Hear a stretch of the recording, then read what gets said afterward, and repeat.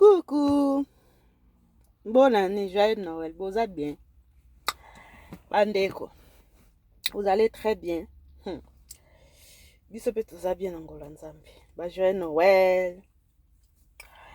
Bonne année Nabino, partout jusqu'à vous allez, de la part de Miss Elongation. Naningi bino mingi. Nakoma moi rare na YouTube. Biso toza la mingi côté objectif, hein. Tolanda mingi ba côté ba objectif, donc tant ezalaka lisusu te. Tant comment mon boulot. Totalement mamba vie, hein? Totalement mamba vie. So nzamba sungi mama vie, marambu ya vie esili. Wana skoyo. Toyeba.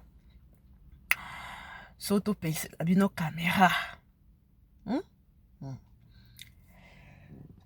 Excuse.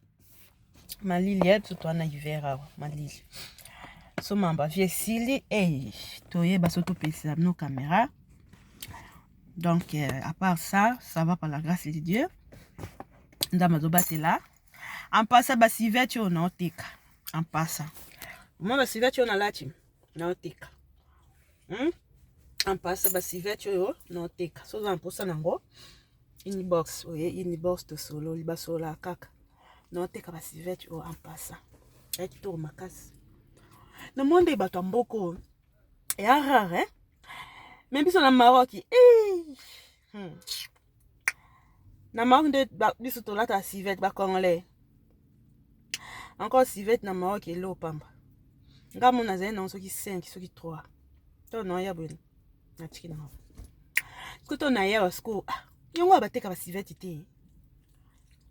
Abateka ba civet te. So na ba kimbe na so ba civet na Maroc na ngo. Abateka ba civet te. Skonela na sko ngamo sikoyo. Ngamo skoyo. Non, t'es civet oyo. Donc, so za pour ça non, et bien, il y a coupa kitoko makasi. Coupa kitoko, quand tu n'as été boye, ba sur boye ndo ça ba sport na parc. Olio tika mipende libana nde mindele batika ba kaleson mipende mana mo eleki makasi o betima civet na yo, moi je faisais makasi okangi yango sko boye. Comprendre okangi yango lizita o chema sengla pembe na kati moi civet no mo lipapa moi se. Moi rai na ona cadre ka ya moi misu passe. Et ça lo kitoko, moi et ça lo wow. Ba civet tu étais comme à penser ça. Voilà, so za pour ça on une box. Donc, Miss Elongation ya bino azanae pour bandi kumsu batuninga o mona na lisusu te osaka suba live te ba vidéo tiaka te o koma rare mama YouTube ezana ngo wana mais biso tota mimi du côté objectif totangi to sisi classe domaine toponi photo sa formation nango to sisi to bandi musala to ba fiche de paye tout le monde a tous permis de travail, tous on matricule. Oh yimboa matricule. Matricule n'andenge ce qu'on mboka mndele. Voilà, le goût de ça. Donc surtout vendeli tapoter, envoyez-moi les fleurs. Yangonde te vie bandeko. Yangonde te vie. Donc c'est un peu ça. On te remarque. Donc, si va tu as pour ça, en gros, que vous avez une box. Seigneur Jésus. Une box, hein? Une box, si va tu as un qui te remarque. Si ça pour ça, en gros, ma polo OP, ma polo Chanel OP Bando TK. Mais je sais pas si c'est ici, hein? Oh, on gâte mon tout notre terrain. C'est un amour de m'tando TK, on va polo Chanel et après qui toko. Mais n'était sur les alliés. So pour se payer na polo Chanel oyo, au tourni, ngapi na tourner lui au coup n'est pas serre nanga. So ezali tout ça par rapport des ozuma chandail no biso bien ngo chandail ozuma chandail no ki to connecté bolé ki mpepe comprendre na ndenga mabete voilà faut la propre ne chingana saleté to za binemi na linga désordre te linga saleté te ngana saleté to za na so binemi to kana te voilà na positionner téléphone enfin olena simba na maboko Donc nazali bandeko, naza bien. Yaka batande mobulu. Na pesi no ba bonne année. Nzamba batela biso. Na 2 ou 3 jours etikali abomba biso na senali patana na kembo. Tokota année ya sika na grâce na bonté na miséricorde na faveur na ye parce que sans nzambe mawa mingi na grâce na ye nde tozobika. Awa na Montréal. Je suis pas chez moi.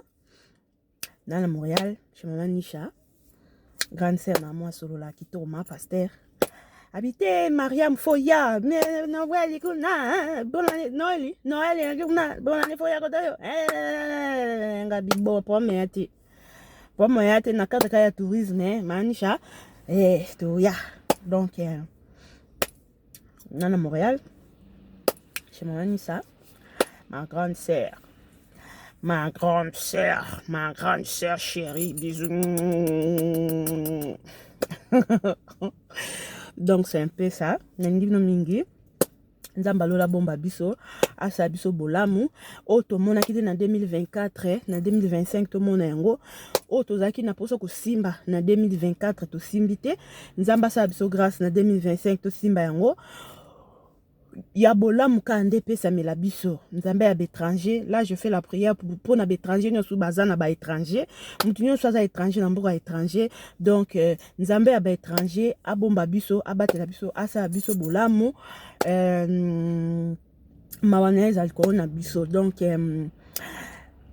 bienvenue 2025 kobanda le 1er janvier jusqu'au 31 décembre 2025. Nzamba lola aza na biso atika biso ata mokolo moko te mawana ye ebila bamoi na biso ni te jour atambo na biso colonne de nuit colonne de feu mikolo nyonso surtout aza na biso aépargne biso na ba maladie qui ne se guérissent pas ben sida ba sida ba makama ya ndenge na ndenge obiso toyebi te. Nzambe alikana kobatela biso vraiment na mingi bino mingi nazali sauf que naza vraiment concentré na makambo na ngai ya vie comprendre. Et pour YouTube besoin na YouTube.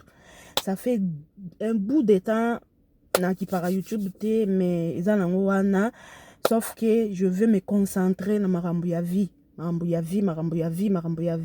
c'est-à-dire classe silagi voilà formation peu d'ici là c'est bon déjà. Donc voilà quoi. Voilà bandeko njamba batela biso ba joyeux Noël. C'est le cas qui c'est bon déjà dans les bons. Ba bonne année na bino. Vous allez bien. Tout le monde est à la prochaine. Bisous, bye.